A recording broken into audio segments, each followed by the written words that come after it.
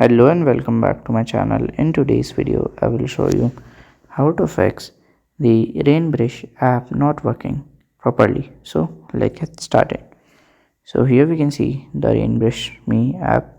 So if it's not work properly, you have to follow these instructions. Click on here, then click on this I button. After that you have to scroll down and go to the storage and clear the data. If it's cleared, fine. If it's not clear, you can clear it. So the second solution is to check for update. So go to Google and you will directly search for the app. After that you will open it, then you will just click on the update button and update it and use it.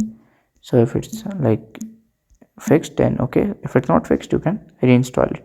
Click on here, press and hold, then click on install button, click on OK, and if it's worked, then fine. If it's not worked, then you can do it again.